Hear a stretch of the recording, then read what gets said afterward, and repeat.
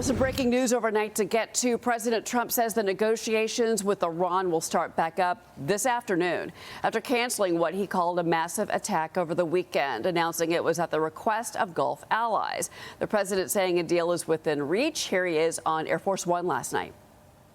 What we're doing is we're talking to them in the form of a negotiation. It begins tomorrow afternoon, and we'll see if it's true. I'd love to do that, save a lot of lives. It was going to be a massive attack. It was going to be an attack that would have been by far the biggest attack since World War II, but they've asked us not to do it. Is there a deadline, sir? And the deal is imminent, having to do with the Hormuz Strait and also ultimately the denuclearization of Iran. Maria spoke with House Foreign Affairs Committee Chair Brian Mast about the negotiations on Sunday. Watch. What are we supposed to believe, since every time we are close to a deal, Iranian media smashes it down? I think it's important to understand the dynamic of the Middle East, the Gulf area, and Iran very specifically. Their most important commodity is projection of strength. And so anytime that something comes out that they interpret as, well, if the world believes that, they're going to think that we're weak. They're going to think that we don't have this strength. They work to lie about it, to deny it, to say that it's not the truth. That's what takes place every time. But I can tell you, I can't tell you the specifics of what goes on in classified rooms, but I can tell you that every time the president speaks about making a deal, it's because he's in contact with Iran. Joining me now, U.S. Ambassador to NATO Matthew Whitaker. Ambassador, Saudi Arabia's national news agency is reporting that Crown Prince bin Salman asked President Trump to stand down over fears that their oil facilities would once again be attacked. Iran continues to say one thing and then they do another. Your reaction?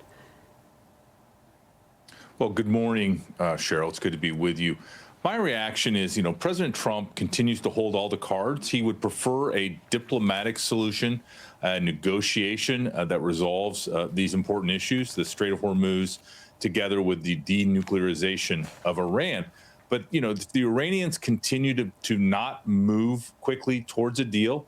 We have the world's most powerful military. As he said, it was ready to make a World War II-sized attack, and we stand always by that ability to project power anywhere around the globe. But let's hope that this deal can be negotiated, that the Iranians are finally going to act rationally and follow through on their agreements, and I think we could put this to rest. But again, President Trump continues to hold all the cards. But at the same time, Maria was asking that of Chairman Mast. You heard in that clip I played for you.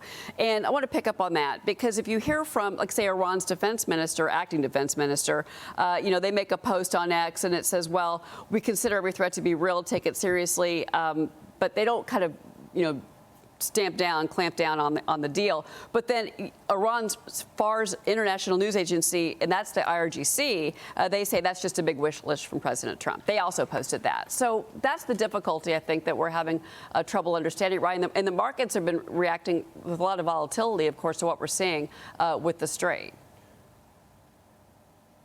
Well, Iran needs to get their act together. The IRGC, together with their political leadership, need to speak with one voice. And, you've seen throughout this conflict that doesn't happen. But, President Trump, I think, was very serious about both getting a deal done, and if not getting a deal done, then pulverizing the Iranians so that they ultimately will agree to a deal. And so we can go either direction, and really Iran gets to decide the direction. But we come from a position of strength in the United States. President Trump obviously has his finger on the pulse of this situation.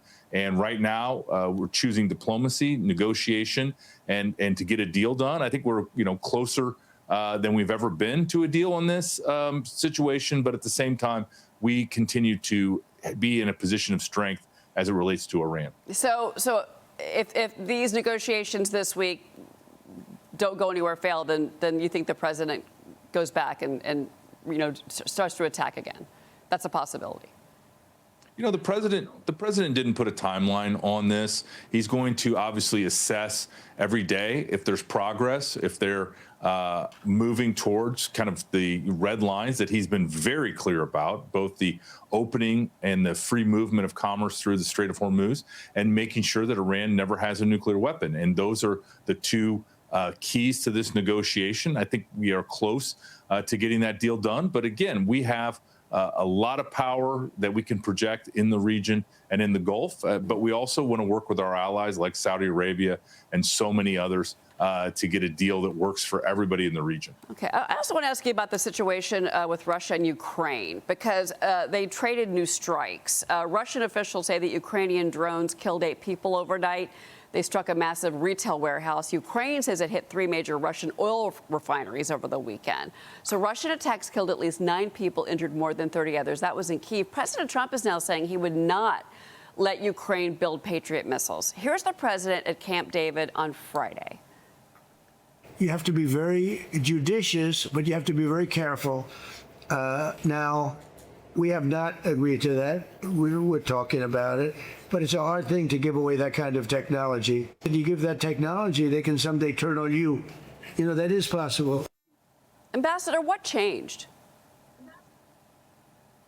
Oh, I don't think anything changed. I mean, you first remember, air defense is a multi-layered, multi-dimension situation. You know, he's talking obviously about the Patriot 3 missiles that are very controlled export-wise, and you know, we do not allow anybody but U.S. manufacturer to make those in the United States. But there are co-production opportunities that we can do with the Ukrainians, that we can do with Europeans to increase the industrial base and to support the defense of Ukraine and the defense of Europe. And so we're working on some of those deals, and, you know, nothing to announce this morning, but I think they're, you know, it's consistent with the meetings we had in Ankara with President Zelensky, my follow-on meetings 2 weeks ago in Kyiv, where we talked to the Ukrainians about some of these co-production opportunities, and my meetings also with the companies that have these technologies and can prop up manufacturing. So I think we're moving forward. Obviously, the most important thing right now is that the air defense that Ukraine needs to survive another winter is moved as quickly as possible, whether that's from our allies who have extra missiles, or whether that's producing more in our own factories. And a long-term production deal is not going to be by this winter, and so we're going to keep working on it, but we're going to do first things first. Well, and I understand the president's point about the technology, because technology can be stolen, and that could end up in the hands of our adversaries. So it does make sense. Ambassador Matt Whitaker, it's great to see you so much every time that you come on the program. Thank you for being with us this morning. Thanks, Cheryl. Good to see you again. Have a great show. All right.